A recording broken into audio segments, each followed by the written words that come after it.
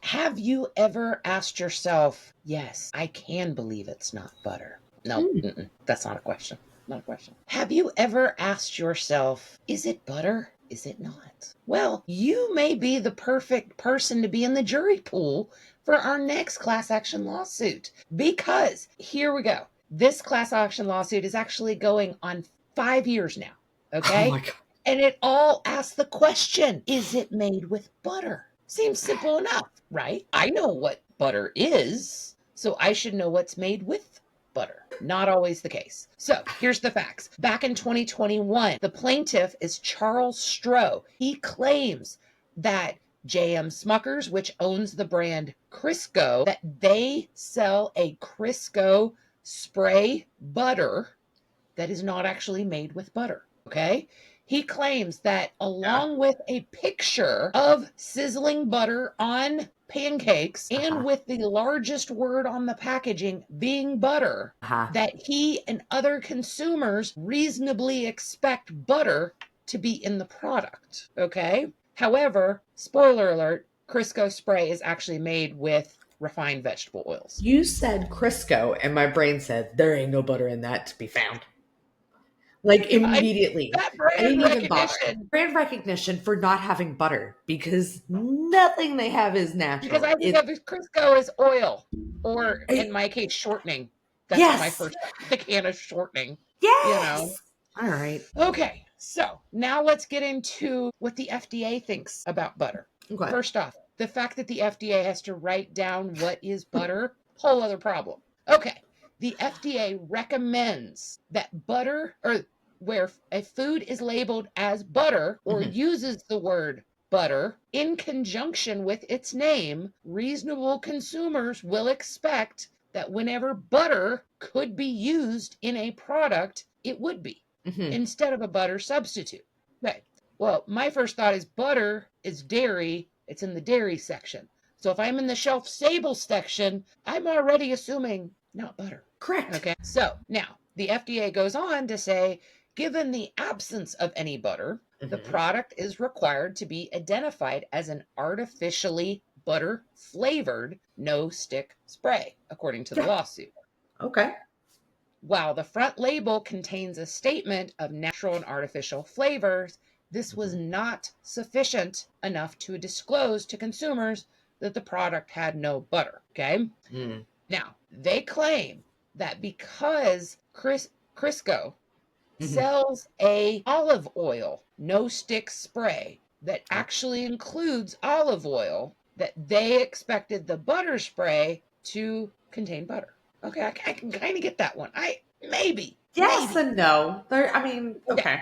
All right. They also stated that competing products are prominently identified as butter flavored, and that they disclose that they are flavored by natural and artificial flavors. Okay.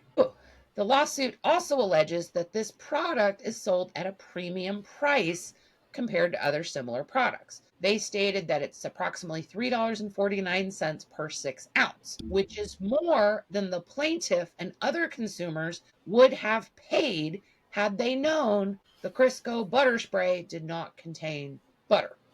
Okay, so that's the first phase. A year later, after this has been filed, a U.S. district judge detailed that the spray can's label, okay, which the largest word on the can says butter, okay? And he pointed out that the use of a noun instead of an adjective like buttery, okay? He further said that the label indicates the spray contains natural and artificial flavor, but it's in a very small, hazy font. Okay. He also noted that further along on the can, it states the spray has no calories, 0 grams of trans fat or saturated fats, and is to be used for fat-free cooking. 3 of those 4 things do not equate to butter. Thank you. The label on the back, where all the, silly stuff like nutrition and ingredients.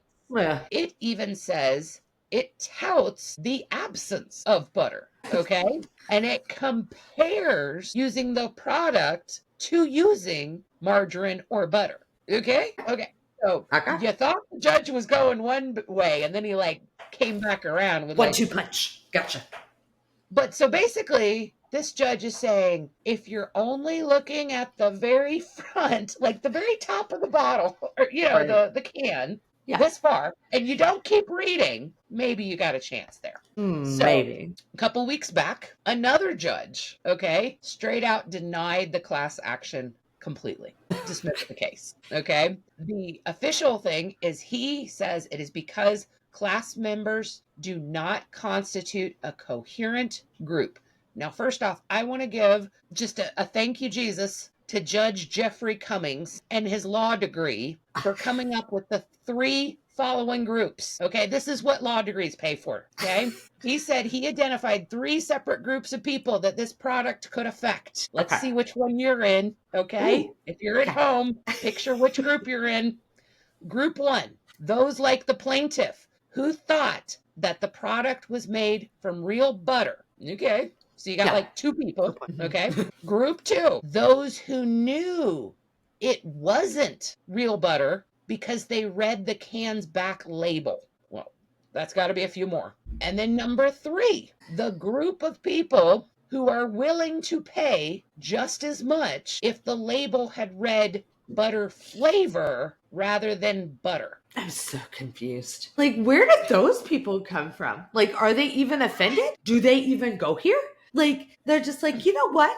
That looks like a good time. My friend Charles, he's starting a class action. I'm in. And then they went and they got there. And they're like, hey guys, how do you feel about this thing? And you're like, we're fine. Doesn't bother me. But I mean, so you've got to really think that this plaintiff is stating that he wants other people who only look at the top half of the can, who don't turn it around, You'll do it. and then also those that are willing to pay more for real butter versus butter flavor. Like so basically it boils down to you have to first prove the company purposely misled you. Then you have to prove how many people don't read the rest of the can or the ingredient list. Yep. And then you have to prove that people are willing to pay more because it's real butter versus just butter flavor. That's a lot to be asking of Crisco. It's so much. Okay.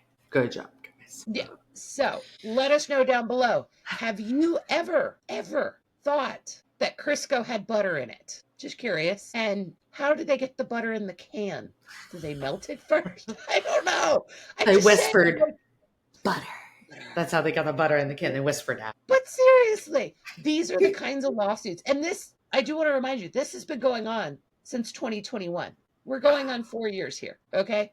4 to 5 years that it took for a court to determine this was not a valid class action lawsuit.